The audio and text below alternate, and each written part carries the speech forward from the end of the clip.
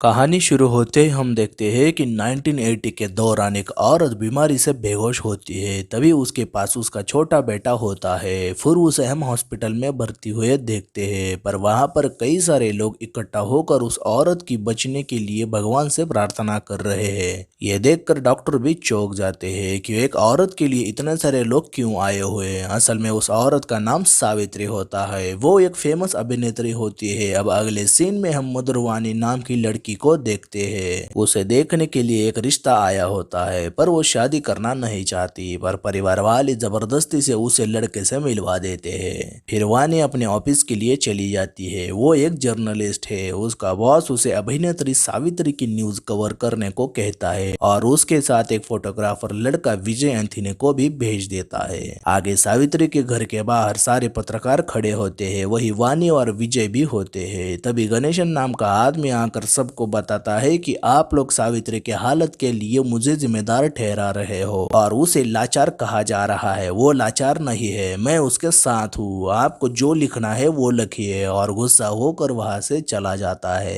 तभी वहां पर एक आदमी आकर गेट पर ही गुलदस्ता रख के निकल जाता है। परवानी और एंथनी उसे देखकर उसका पीछा करते हैं। उसके पास जाकर पूछते हैं कि आप सावित्री को बिना देखे ही क्यों चले गए। वो आदमी पूछता है कि तुम दोनों कौन हो। वानी बताती है कि हम पत्रकार हैं और सावित्री जी की न्यूज कवर कर रहे हैं। वो आदमी कहता है कि आजकल के लोगों को पता भी नहीं कि सावित्री माँ कितनी बड़ी और महान व्यक्ति है। उन्होंने तो उनके अवार्ड बेचकर सबको मदद की थी, पर तुम इस बात को नहीं समझ सकते। चले जाओ यहाँ से। पर वानी वहां से नहीं जाती और कहती है कि मैं उस महान व्यक्ति के बारे में जानना चाहती हूँ। आपकी पहली मुलाकात कब हुई थी। तब वो आदमी बताता है कि 25 साल पहले वो उनसे मिला था। फिर हम पास्ट में देखते हैं कि उनका नाम केशव है। वो एक फोटोग्राफर होता है और वो सावित्री के फिल्म सेट पर आते हैं। वहाँ सावित्री की फिल्म की शूटिंग चल रही है। वो पहली बार सावित्री को देखते हैं। वहां पर सावित्री एक सीन शूट कर रही होती है, जो कि डायरेक्टर ने उसे बताया होता है कि एक आंख से आंसू निकलना है और एक आंख खाली होनी चाहिए। डायरेक्टर ने कहा होता है कि हम अगले दिन शूटिंग करेंगे, क्योंकि आंखों में डालने वाला ग्लिसरीन खत्म हुआ होता है। पर सावित्री उनकी बात नहीं मानती और बिना ग्लिसरीन के ही वो सीन शूट करती है। और डायरेक्टर को उसका सीन बहुत ही पसंद आता है। वो उसकी बहुत तारीफ करता है, कहता है कि अगले कई सालों तक तुम्हें इस फिल्म इंडस्ट्री में याद किया जाएगा।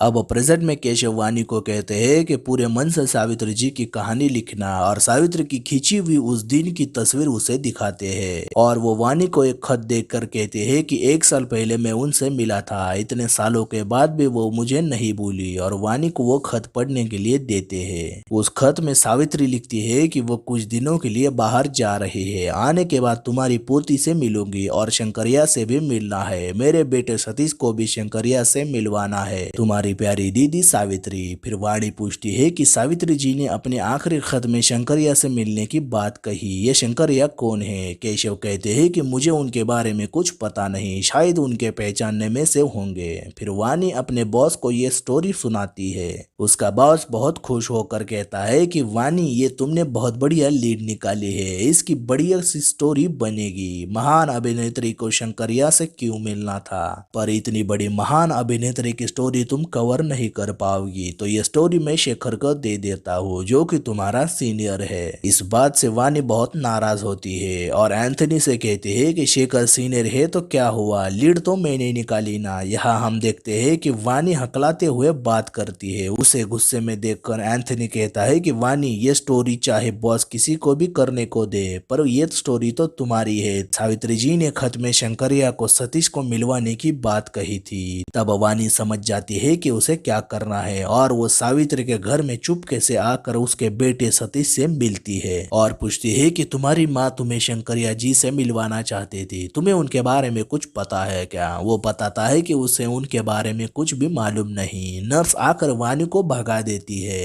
वो घर से बाहर जाने लगती है कि वहां पर एक बूढ़ी औरत घर के अंदर जाती है। वानी ये देखकर वापस घर के अंदर छिप जाती है। सतीश पूछता है कि नानी, माँ के बारे में कुछ बताओ ना। वो बचपन में कैसे थी। वहीं पर वानी ये सब सुन रही होती है। तब नानी सावित्री के बारे में बताने लगती है और हम पास्ट में देखते हैं कि 1942 के विजयवाड़ा में सावित्री की माँ उसे लेकर अपने बहन के घर आई होती है। यहाँ पर हम देखते हैं कि सतीश को कहानी बताने वाली सावित्री की मौसी दुर्गा माँ होती है। पर हम देखते हैं कि सावित्री के मौसा जी केवी चौधरी उन्हें घर में लेने से इनकार कहते हैं। वो बहुत गुस्सा होकर कहते हैं कि मैं यहाँ पर ड्राइवर की नौकरी कर रहा हूँ, मैं सबको नहीं पाल सकता। पर मौसी रोते हुए कहते हैं कि मेरी बहन का पति मर गया है और ऊपर से इसके साथ छोटी बच्ची है, ये मेरे पास नहीं रहेगी तो किसके पास जाएगी। वैसे भी हमें कोई संतान नहीं है, हम सावित्री को ही अपनी संतान मान लेंगे। तब चौधरी ना चाहते हुए भी उन दोनों को अपने घर में रहने देते हैं। फिर आगे हम देखते हैं कि छोटी सावित्री बहुत ही शैतान बच्ची होती है, वो सबको हमेशा तंग करती है।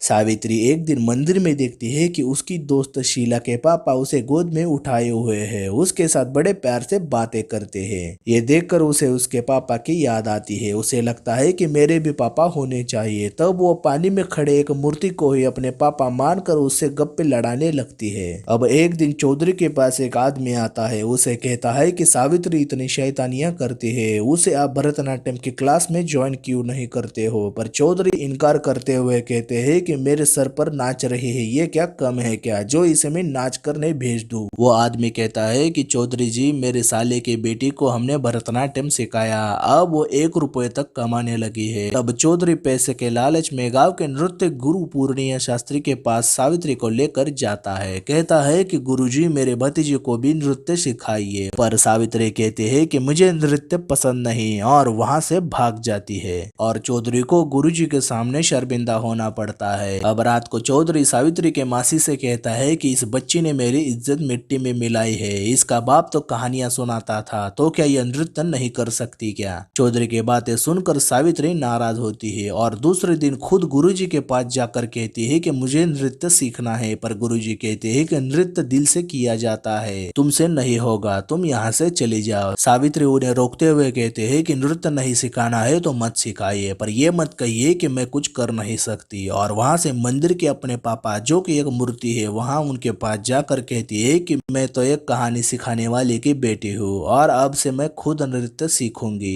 हम आगे देखते हैं कि सावित्री चुपके से गुरुजी के नृत्य देखा करती है और अपने पापा के सामने प्रैक्टिस करती है और कई दिनों के बाद गांव के एक कार्यक्रम में खुद से सीखा हुआ नृत्य सादर करती है। ये देखकर सब लोग बहुत खुश होते हैं और पूछते हैं कि तुमने ये नृत्य कहाँ से सीखा। तब वो गुरुजी की तरफ इशारा करती है। पर शास्त्री ये देखकर हैरान होते हैं क्योंकि उन्होंने तो उसे कभी नृत्य सिखाया ही नहीं। और यहाँ पर सावित्री अपनी जिद से सबको गलत साबित करती है। फिर शास्त्री जी उसे नृत्य भी सिखाते हैं और वो धीरे धीरे नाटक भी करने लगती है और देखते ही देखते सावित्री 14 साल की हो जाती है। एक दिन उसका नाटक देखने बम्बई से एक बहुत बड़े एक्टर पृथ्वीराज कपूर आते हैं। सावित्री का नाटक देखकर उसकी खूब तारीफ करते हैं। हम देखते हैं कि सावित्री अपने साथ जो भी होता है वो अपने सारी बातें अपने मूर्ति वाले पापा को बताती है और अभी भी वो शैतानियां करती रहती है। आगे हम देखते हैं कि चौधरी बहुत परेशान होता है क्योंकि सावित्री जो नाटक करती थी उससे उसे कम पैसे मिलते थे। तब वो खुद की नाटक कंपनी खोलता है और उसमें पहला नाटक रखता है। पर हम देखते हैं कि नाटक देखने में कोई भी लोग नहीं आते और उसने जो नाटक के लिए पैसे लगाए होते हैं वो सब डूब जाते हैं। तब उसका साथीदार बताता है कि अब कोई भी नाटक देखने नहीं आ रहा, सब फिल्मों के पीछे पड़े हैं, आप भी सावित्री को लेकर फिल्मों में ट्राई कीजिए। फिर हम देखते हैं कि चौधरी सावित्री को लेकर मद्रास आता है। वो एक बारनी स्टूडियो जाता है, वहाँ सावित्री को बाहर ही बताता है कि आज से तुम मुझे मौसा नहीं पापा कहोगी और तुम्हारी उम्र 14 नहीं 16 बताओगी। पर सावित्री पापा कहने वाली बात पर बहुत खुश होती है और थोड़ी थोड़ी देर बाद चौधरी को पापा कहकर पुकारती है। फिर वो अंदर जाकर फिल्म के लिए फोटो खिंचवाती है। डायरेक्टर पूछते हैं कि लड़की की क्या उम्र है। तब सावित्री फटाक से कह देती है कि 14 साल, जो कि चौधरी ने बताया नहीं होता। ये देखकर चौधरी बहुत गुस्सा होते हैं और डायरेक्टर कहते हैं कि फिल्म का रोल बड़ा है, ये फिल्म में काम नहीं कर सकती। फिर चौधरी वहां से निकल आता है और उसे विजया मोहिनी स्टूडियो लेकर जाता है। वहां के गेट पर उन्हें रोका जाता है। तभी वहां पर एक नाटक कंपनी की गाड़ी आती है। चौधरी सावित्री को उसके अंदर बिठाता है और वो स्टूडियो के अंदर चला जाता है। उस स्टूडियो में एक बहुत बड़े एक्टर नंदमुरी तारक रामाराव की शूटिंग चल रही है। वह दोनों उन्हें देखकर बहुत खुश होते होते हैं। फिर एक ऑडिशन के लिए वो दोनों गए होते हैं। वहाँ हम जेमिनी गणेशन को देखते हैं, जिसे हमने पहले सीन में पत्रकारों से बात करते देखा था। गणेशन इसी स्टूडियो में फोटोग्राफर के तौर पर काम करता है। वो सावित्री को देखकर उसकी खूबसूरती से प्रभावित होता है। वो सावित्री की एक तस्वीर लेता है और चौधरी को अपना रिकमेंडेशन लेटर देकर कहता है कि फिलहाल तो इनके लिए कोई रोल नहीं है, पर एक दिन जरूर मिलेगा और सावित्री बहुत बड़ी एक्ट्रेस बनेगी। चौधरी यहाँ से भी नाराज होकर सावित्री को लेके गाँव चला जाता है। फिर हम देखते हैं कि फिल्मों में काम न मिलने पर सावित्री फिर से नाटक करने लगती है। फिर एक साल बाद एक आदमी सावित्री के लिए फिल्म का ऑफर लेकर आता है, पर चौधरी उसे जाने को कहते हैं। वो आदमी कहता है कि ये एल्बम की फोटो देखकर आया हूँ। यहाँ इस फिल्म को एलवी प्रसाद डायरेक्ट कर रहे हैं और एक्टर के लिए नागेश्वर राव है। यह सुनकर चौधरी और गायत्री बहुत खुश होते हैं, क्योंकि नागेश्वर राव एक बहुत बड़े एक्टर है और उनकी फिल्में सावित्री थिएटर में जाके देखा करती थी और आज उनके साथ ही सावित्री को काम करने का मौका मिल रहा है। फिर सावित्री एल्बम की अपनी तस्वीर देखकर समझ जाती है कि ये फोटो तो जेमिनी गणेशन ने निकाली थी। वो मन ही मन मुस्कुराती है। हम आगे देखते हैं कि मद्रास में फिल्म शुरू हो जाती है। नागेश्वर रामाराव के साथ सावित्री का सीन शूट किया जाता है, पर सावित्री एक भी डायलॉग ठीक से नहीं बोल पाती और बहुत रीटेक होते हैं। इस बात से डायरेक्टर एलवी प्रसाद बहुत नाराज होते हैं और वो सावित्री को कहते हैं कि तुम फिल्मों में हीरोइन नहीं बन पाओगी, तुम्हें ठीक से डायलॉग भी बोलने नहीं आते,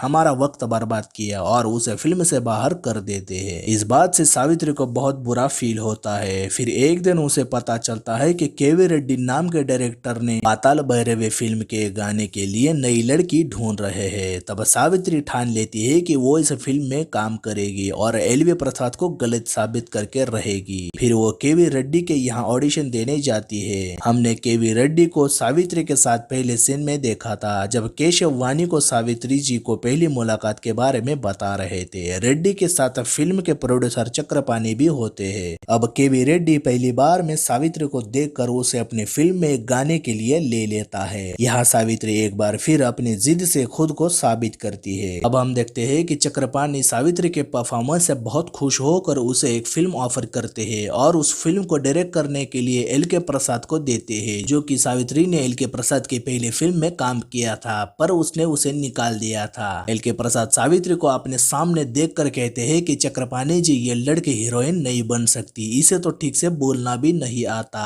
तब चक्रपाणी कहते हैं कि एक बार इसका ऑडिशन लेके देखो। फिर हम देखते हैं कि सावित्री अपना ऑडिशन एकदम परफेक्ट देती है। एल के प्रसाद उसकी एक्टिंग देखकर कहते हैं कि सावित्री, अगर तुमने पहले ही इस तरह से एक्टिंग की होती तो मैं तुम्हें मेरी पहली फिल्म से नहीं निकालता, पर कोई बात नहीं, मैं ही तुम्हें पहले फिल्म में हीरोइन बनाऊंगा। सावित्री ये सुनकर बहुत खुश होती है और इसी के साथ सावित्री को बहुत फिल्म के ऑफर आते हैं। चौधरी मद्रास में घर भी खरीद लेता है और सावित्री की जिंदगी आगे बढ़ती है। फिर अगला सीन प्रेजेंट का आता है। वहाँ पर हम देखते हैं कि वानी से मिलने कृष्ण नाम का आदमी आता है। वो वानी को कहता है कि मैं बहुत दिनों से सावित्री जी की कहानी पर काम कर रहा हूँ। मैंने उनके साथ देवदास फिल्म में एक छोटा सा रोल किया था। उन दिनों मैं सावित्री जी से फिल्मों के अलावा उनके जिंदगी के बारे में जानने लगा था। उनकी पसंद नापसंद, उनके अनुभव के बारे में पूछा करता था। तब से उनके जीवन पर कहानी लिख रहा हूँ, पर वो अधूरी रह गई। केशव मेरा दोस्त है, उसने बताया कि आप भी सावित्री जी की कहानी लिख रहे हैं, तो मैं आपसे मिलने आया हूँ। अब आप ही ये अधूरी कहानी पूरी कीजिए। ये सुनकर वानी बहुत खुश होती है। फिर वानी कहानी खोजने लगती है। अब पास्ट में हम देखते हैं कि सावित्री को नागेश्वर राव के साथ देवदास नाम की फिल्म में काम करने का मौका मिलता है और दूसरी तरफ उसे एक तमिल कॉमेडी फिल्म मिलती है, पर सावित्री को तमिल बोलना नहीं आता, वो उदास बेटी होती है। वहीं पर हम जेमिनी गणेशन को देखते हैं। सावित्री उसे कहती है कि मैं आपसे मिलना चाहती थी, शुक्रिया करने के लिए, क्योंकि आपने मेरी फोटो ली और मेरी जिंदगी बदल गई। पर गणेशन कहता है कि वो सब ठीक है, पर तुम उदास क्यों बैठी हो? तो वो बताती है कि मुझे तमिल नहीं आती और एक फिल्म मिली है, वो कि तमिल में बोलना है। तब गणेशन कहता है कि मैं तुम्हें तमिल सिखाऊंगा। फिर हम देखते हैं कि गणेशन सावित्री को तमिल सिखाने लगता है और कुछ वक्त जाने के बाद सावित्री तमिल भी सीख लेती है। फिर वो अपने डायरेक्टर को तमिल बोलकर चौंका देती है और फिल्म भी कंप्लीट कर लेती है। इस बात से वो गणेशन की तरफ आकर्षित होने लगती है और धीरे धीरे वो दोनों भी फिल्मों में एक साथ काम करने लगते हैं और उन दोनों की मुलाकातें प्यार में बदल जाती है। उन दोनों का करियर एक साथ फिल्मों में आगे बढ़ने लगता है। सावित्री और गणेशन बहुत खुश होते हैं। अब एक दिन गणेशन सावित्री को बताता है कि वो शादीशुदा है और उसकी 2 बेटियां भी है। वो डॉक्टर बनना चाहता था पर मेडिकल के सीट के लिए पैसे नहीं थे। तब उसके मामा की बेटी पुष्पवल्ली के साथ शादी कराई गई। हमारी शादी तो हो गई पर प्यार कभी नहीं हुआ। अब डॉक्टर बनने वाला गणेशन एक एक्टर बन गया है। यही मेरा अतीत है पर मैं तुमसे बहुत प्यार करता हूँ और मैं शादी करना चाहता हूँ। ये सुनकर सावित्री कुछ भी नहीं कहती। फिर कई दिनों तक वह गणेशन से दूरी बनाए रखती है पर वो उसे मनाने की कोशिश करता है और कई दिनों के बाद आखिर सावित्री को रियलाइज होता है कि वो भी गणेशन के बिना नहीं रह पाती और वो दोनों सबसे छुप कर एक मंदिर में शादी कर लेते हैं और सावित्री अपनी शादी से बहुत खुश होती है। उसे फिल्में भी बहुत ऑफर होने लगती है। अब एक दिन चौधरी को पता चलता है कि सावित्री और गणेशन एक दूसरे से प्यार करते हैं तो वह बहुत गुस्सा होता है। असल में सावित्री के साथ काम करने वाले नौकर ने ही सावित्री और गणेशन का एक खत चौधरी को दिया होता है। आखिर सावित्री रोते हुए अपनी सच्चाई बताती है कि वो सिर्फ प्यार ही नहीं करती, वो दोनों ने शादी भी की है। ये सुनकर चौधरी और भी गुस्सा होकर उसे कमरे में बंद कर देते हैं। पर सावित्री खिड़की से कूदकर गणेशन के घर पहुंच जाती है। गणेशन की बीवी दरवाजा खोलती है तो देखती है कि सावित्री की हालत खराब होती है। वो बहुत रोते हुए बारिश में भीगते आई है और हम देखते हैं कि गणेशन की बीवी उसे अपने घर में आने देती है। उसे पता चलता है कि सावित्री और गणेशन ने शादी की है तो वो दोनों के रिश्ते को मान भी जाती है। फिर सावित्री एक दिन चक्रपाणी के पास जाकर ये सब बताती है। तब वो चौधरी को समझाने उसके घर उन दोनों को लेकर चले जाते हैं और चौधरी को कहते हैं कि चौधरी अब जो हुआ उसे भूल जाओ और गणेशन की बीवी भी तो इन दोनों के रिश्ते को मान गए हैं और अब तुम भी मान जाओ। पर चौधरी गणेशन और सावित्री के रिश्ते को नहीं मानते। कहते हैं कि सावित्री को हीरोइन बनाने के लिए मैं दिन रात भूखा रहा हूँ, रात दिन मेहनत की है, न जाने कितने ठोकरें खाई तब जाकर ये दिन दिखाए और आज इसने एक ही झटके में सब कुछ बर्बाद किया। तब सावित्री कहती है कि आज तक जो भी संपत्ति हुई है वो सब आप रखिए, मुझे जीने दीजिए। ये सुनकर चौधरी की आंखें भर आती है। वो निराश होकर कहता है कि तुम्हारे सपनों को तो मैं भी जी रहा था पर तुमने सब बर्बाद किया और वहां से चला जाता है। फिर सावित्री और गणेशन एक साथ रहने लगते हैं। कुछ वक्त बीतता है, वो दोनों पहले की तरह खुशी से रहने लगते हैं पर सावित्री को फिल्मों में काम नहीं मिलता। तब एक दिन चक्रपाणी उसे केवी रेड्डी के फिल्म का ऑफर लेकर आते हैं और उस फिल्म से सावित्री की नई पहचान बन जाती है।